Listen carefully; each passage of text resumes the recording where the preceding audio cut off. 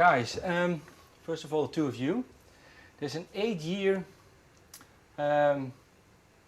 age gap. Oh yeah. Oh, between the two of us, yeah, there is, isn't it? Yeah. How did you meet? Just through. Do you want to put the questions in the answers, or is your voice going to be on it as well? Just have a normal conversation. Oh, cool.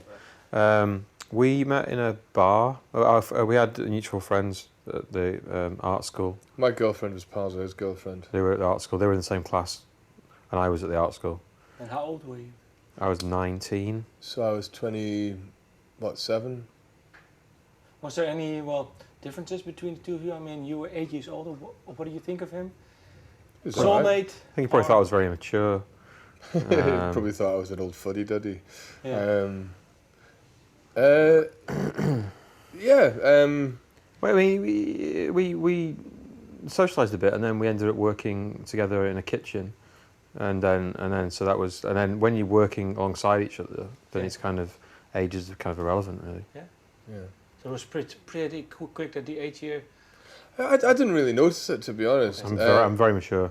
Yeah, I was very mature for my age. Yeah, he was very grown up, and I was extremely immature. So we kind of met halfway. No, it's funny when I look through the year of birth. I was thinking, hey, it's 8 years. Yeah.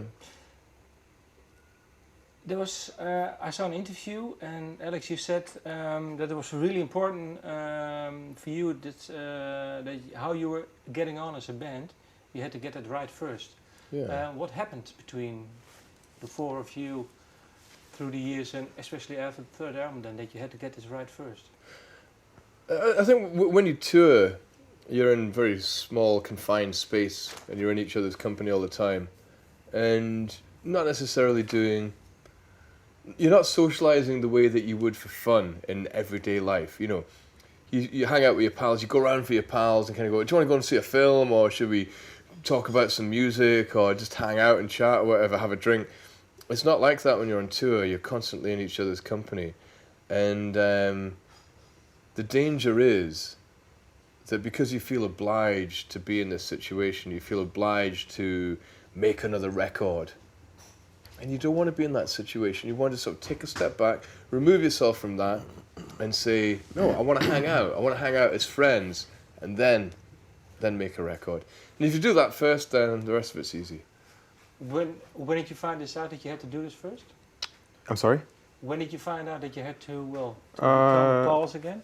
Well, because when we finished touring the record, we sort of all went our four separate ways, really, and didn't really socialise or see much of each other for nearly a year, I guess, and which is kind of important because then you felt like an independent human being, and but then you have to, if you are going to make another record, you have to be able to talk to each other, you have to reconnect. So it's kind of obvious, really. Yeah. Was it hard to reconnect, or was it really easy? It was pretty easy, actually. Just have to be just have the honest conversation, and start. Yeah. I think as well for me, like maybe making our last record, because we went straight into the studio without having a period of just hanging out and socialising, it wasn't as enjoyable as making this record. It did feel a bit more like fulfilling an obligation rather than doing something because you wanted to do it. And I wanted to make sure it didn't feel like that this time. So, what did you say then to each other? Let's make an album, or let's start and see what happens, and maybe we can make. I think we said, let's make an album. I think it was kind of like, if we are going to make an album, it has to be really good, or don't want to do it. Yeah, but it was more like, let's split up or make a really good record. Yeah. And how much time did you give yourself as a band? No, we didn't set any deadline or anything. No. Yeah, I mean, like when you form a band, you don't sit. When you get together for the first time, you don't go, right, in 2 years' time, we're going to release a record. You don't. You go, hey, I've got an idea for a song. Should we make a song about this? And it just happens. You know, and that's what happened on this record as well. In fact, the time it took to make this record is probably about the same sort of time it took us to write and then eventually record the songs for the first record. That's what we say every time.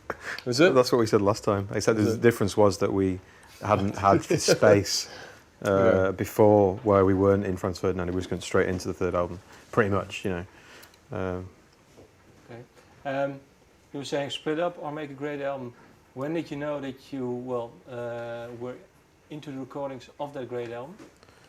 You know, you'd hear sort of like one song played back. Like when I heard Right Action played back, I thought, "Ooh, that sounds kind of good fun." It was more, I think, it was rather than it being an album. They thought, "Oh, this is a great album." It's more kind of we were enjoying playing the songs in the practice room, or you know, where we were writing them, rather than, because obviously the album comes much later. So that it was going well. We thought, we didn't know the album was definitely going to be if good, or you know how people like it. It was going well while we were. It felt good while we were. It felt enjoyable, Yeah. you know. Enjoyed making it and enjoyed hanging out, and that really feels good. But and also, the recordings were quite sort of short affairs. You know, like we would write a couple of songs, then go into the studio for a few days, record them, then go off and do something else for a while, or maybe tour for a bit. Then we'd go to a different place and do some writing and recording, and it felt quite spontaneous and fresh by keeping it like that. And you were saying the third album was really hard to make. It wasn't hard. It was just Like fun. it just felt more of an obligation than something that you freely chose to do, which is how it felt this time. Yeah. And was it the first song too, Right Action? I don't know what the first song Amongst was. the first. It was one of the first Yeah. I heard that you played. Yeah, I think the first song that I wrote that ended up on the record was Trees and Animals.